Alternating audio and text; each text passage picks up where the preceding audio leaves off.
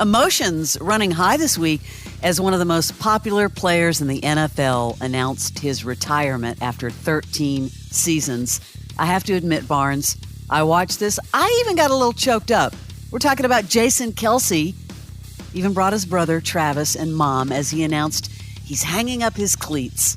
Worst kept secret in the NFL. We did almost everything together. Competed, fought, laughed, cried, and learned from each other.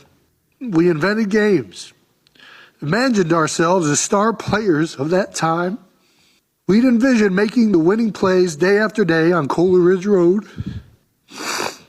We won countless Super Bowls in our minds before ever leaving the house. You know, a lot has been said about these guys. One word will sum up this guy, this Kelce, and that's classy.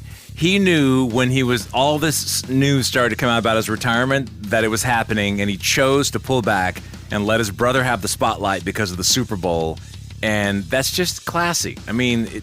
I agree, and I want to ask you a question. What does he do next? Because I have a theory. What is next for Jason Kelce? Easily TV. It has to be. Yeah, he'll be on one of those shows. He's such a character, right? Totally. In a lovable way? He's that, beer can crushing on your head character, but he can also be very normal. Well, I have to say this. I cannot believe that this retirement story turned into Taylor Swift fans seeing Easter eggs. Did you hear this part? No. Yeah. Fans of Taylor think they've seen some nods to her in this goodbye. Quote, "It's only too poetic. I found my career being fulfilled in the city of brotherly love. I knew that relationship all too well." They're thinking All Too Well is the title of one of her songs. Did he put that in there? No. Wait, and here's the second quote. I'm not making this up. They're saying this confirms it. Quote, "If you go above and beyond in this city, you will be rewarded beyond your wildest dreams." Many are saying this is a nod to her hit, Wildest Dreams. How is this happening? Guys, you have the wrong Kelce. This is not the right Kelce. Let it go, Swift detectives. Can you calm down? Yeah, that's not what... No. You need to calm down. Let's do a little music news here. Have you seen all over the internet Dave Grohl rocking out at the final U2 show Saturday night at the Sphere? Some fans caught him dancing, and he was swaying his arms in the air, had a drink in his hand. It was just joyful.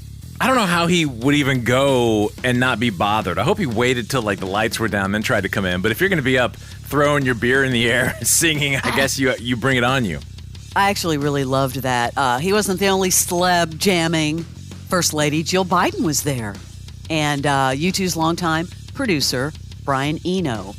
Did you hear about the little happening Saturday night in your town in Atlanta? Big Boy supporting his Outcast bandmate Andre 3000, currently touring in his instrumental woodwinds album, New Blue Sun. Yeah. Came out in concert at Center Stage Saturday. How many people you think, I wonder if that was sold out to go watch him play the flute or whatever it was? I thought that was interesting. I want to hear some of that. Is it flute or oboe? It's instrumental woodwinds album, New Blue Sun. I can't imagine beyond the celebrity-ness of it, unless you're just a flute enthusiast, that you would go. Well, there was a little mini reunion for Ms. Jackson backstage. Antoine and Andre, Flutie Who.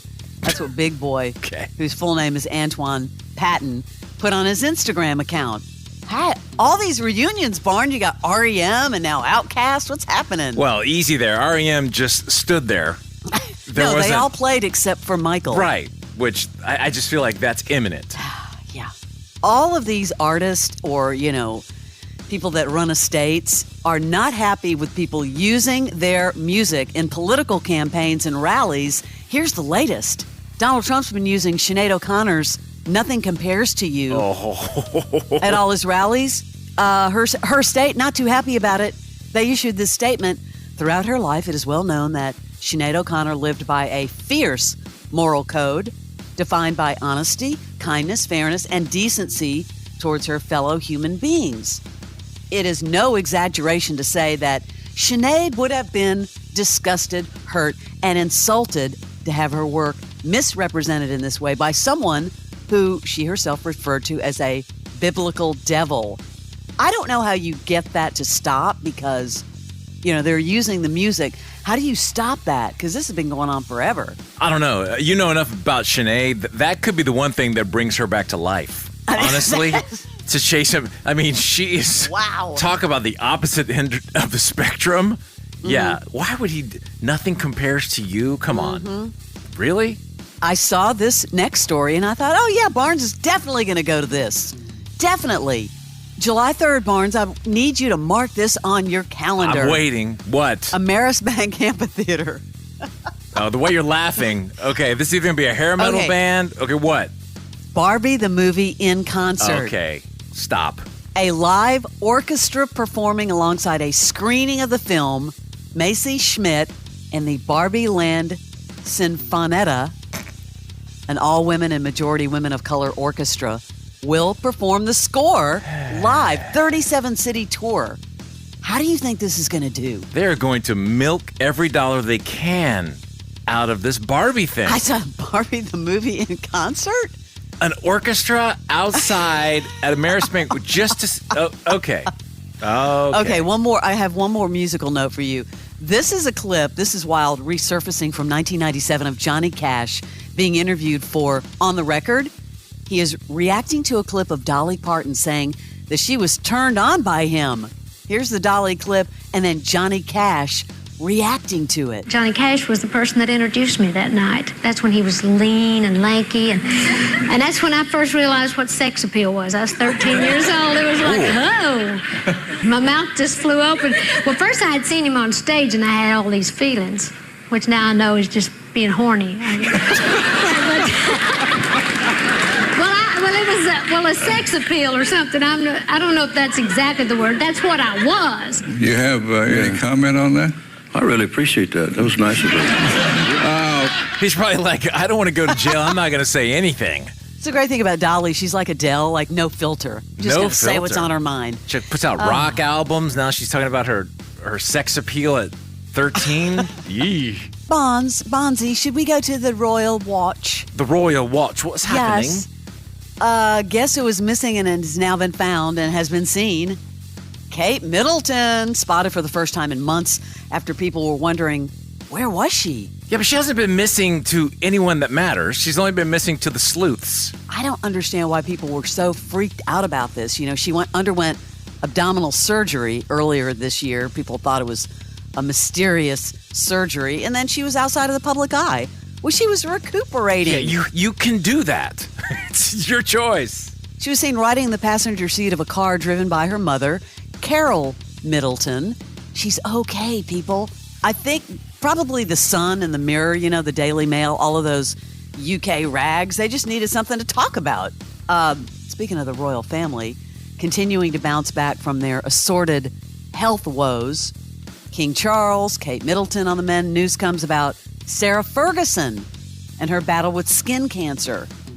The Duchess of York has reportedly learned that her skin cancer, which was, I think, detected in January, has not spread. Quote, fortunately, subsequent exams have turned out to be clear. This is the best news she could have on it at this stage. That is what a friend told People magazine. I didn't even know she had skin cancer, but I'm glad she's okay and it hasn't spread. Now, the Crown's going to have to fire their cameras back up because there's so many loose storylines that they could dive into. And Barnes, this is sort of a sub-royal family story because it's about Meghan Markle. Oh. She's got a brand new gig. She'll be headlining a keynote session of South by Southwest, Breaking Barriers, Shaping Narratives, How Women Lead On and Off the Screen.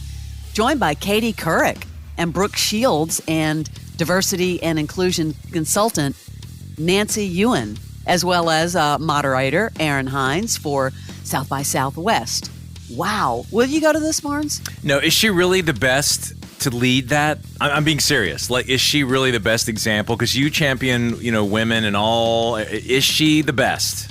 They must think so. Oh, Leslie's answer says everything. Aaron Haynes, who is the co-president, and Hugh Forrest, co-president of South by, said the perfect finishing touch to 8 days of remarkable keynote speakers. And she has remember that other deal we talked about? she's got another deal where she's developing a new podcast. They say that because that she is the perfect person, because of what she has manipulated herself into and this Very life interesting. that she now leads, which has been rejected by the entire royal family. But nonetheless, all these Americans still think that it's a win, a victory, to have Meghan Markle spearheading your event. I just don't think so.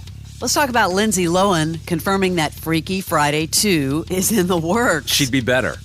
Couldn't go or give away any details, but this is really funny. She says, really excited to work with her friend Jamie Lee Curtis again, and they talk almost every other day. But check this out. Whenever Lindsay wants to talk to Jamie Lee Curtis, she has to prove to her that it's really her on the phone. What? By passing a quiz about a song that relates to their hit movie, Freaky Friday. She's talking about it on The Tonight Show. Listen to this. She asks if it's the real me. So Yes. I would have to send videos to her and she still would say, "What's the password?" And I'm like, "What do you mean password? What is this password Yeah, thing?" what is the And it was a Justin Timberlake song, but the clips rap in the song that we used to sing together during Freaky Friday. And I don't even know how she remembered that so specifically. Because when she told me, I was like, well, it's really me. I don't remember, but it was some rap in the song. And then she's like, okay, I believe it's you. Fram, if I did that to you, we would never have conversations. No. Hey, Fram, what was that? What was that thing that we had on the show at 7:15 yesterday? I don't know. That's so funny. That is. Jamie Foxx's health scare last year kind of remains a mystery. He was out of the spotlight for months, if you remember, slowly bouncing back for whatever it was. But we may soon get an answer on that. He was accepting a Producers Award Sunday night in L.A. at the African American Film Critics Association Awards. When he hinted at when we might know more about his health battle, he says he's going to do it in his way, meaning with humor and comedy. Remember we talked about he was teasing his return to stand-up comedy? Yeah, he's everywhere. He must have just gotten the green light from doctors to go back to full throttle, because he is coming out in every angle of his life, almost like he's got unclaimed things he needs to go after. It's weird. And then the other story is that he's returning to that game show on Fox, Beat Shazam, Yeah.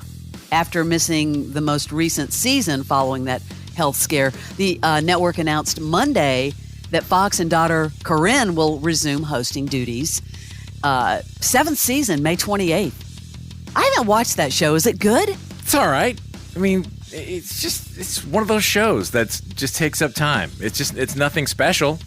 Is it one of those shows where, you kind of want to watch and play at home? Ish. Now, I know you were never a fan of Sons of Anarchy, but it was my show. Was there? That surprises me. It doesn't seem like something you would like. Oh, loved it. And I loved Charlie Hunnam. He played Jax. Everyone loved him, and it's still a constant to this day. He was on that show forever from the very beginning, and somebody was saying, hey, did you take some souvenirs from the show? You'll love this. He told E.T. he stole tons of stuff from Sons of Anarchy, and now he's clarifying just what he took. How about this? Everything. He said, I stole everything from Sons of Anarchy. I stole my motorbike. I stole the leather jacket, my rings, the whole costume, like literally everything that wasn't nailed down. Because I did that show for 7 years. I thought, it's more mine than it is theirs at this point. Is it really stealing? You go, Charlie. Sons of Anarchy. That is your Celebrity Sleaze.